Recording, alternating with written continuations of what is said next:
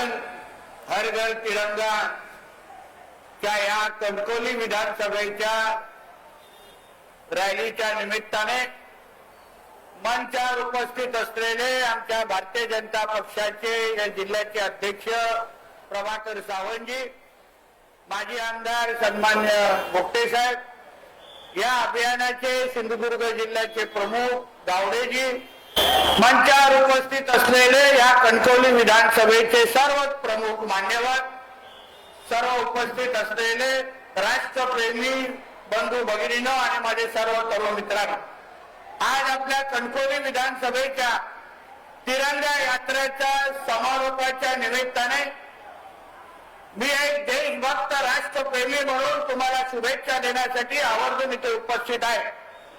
देशाचे आदरणीय पंतप्रधान मोदी साहेबांच्या मार्गदर्शनाखाली या देशाच्या कानोकोपऱ्यात आपण अशा पद्धतीच्या तिरंगा यात्रा नागरिक म्हणून, देशभक्त नागरिक म्हणून आपण सगळीकडे निघालेला आपण सगळ्यांनी बघितलेला आहे। आज आपल्या हातामध्ये असलेला आपला तिरंगा झेंडा ही आपली ओळख आहे।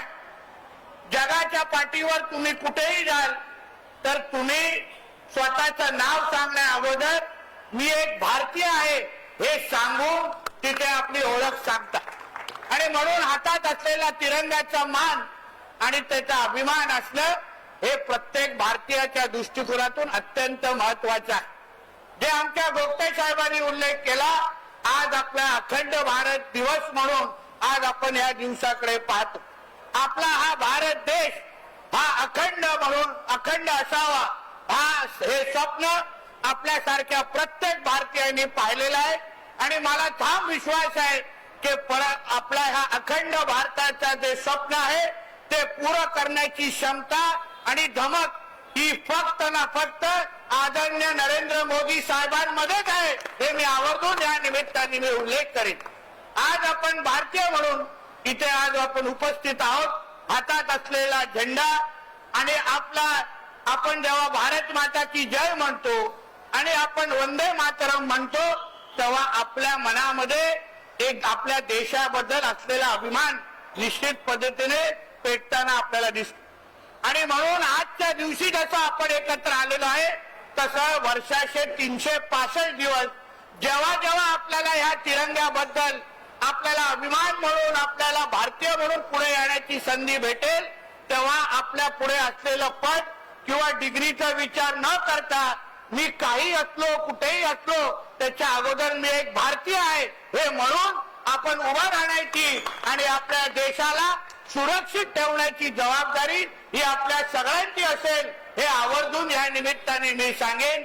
आज असंख्य वेळी आपण कानावर येतो की आपला राष्ट्रगीत असो किंवा वंदे मातरम म्हणण्याच्या दृष्टिकोनातून काही लोक 2 वेळा विचार करतात। आम्ही म्हणणार नाही हे सांगण्याची पण काही भूमिका ठेवतात। आपल्या देशासाठी खरं म्हणलं तर ही चिंतेची बाब आहे की आपल्याला वंदे मातरम प्रत्येकाने म्हटलं पाहिजे। यासाठी देशाच्या संसदेमध्ये आपल्याला विधेयक आणायला लागतो, हे आपल्यासाठी चिंतेची बाब आहे। आणि म्हणून आपणही लक्षात ठेवावं की आपण आपल्या ओटांवर आणि जेव्हा जेव्हा संधी भेटेल तेव्हा प्रत्येकाने वंदे मातरम म्हटलंच पाहिजे, आणि जो पण वंदे मातरमचा अपमान करेल त्याला भारतीय म्हणून सोडता कामा नये ही भूमिका आपण प्रत्येकाची असला पाहिजे हे आवर्जून या निमित्ताने मी सांगेन।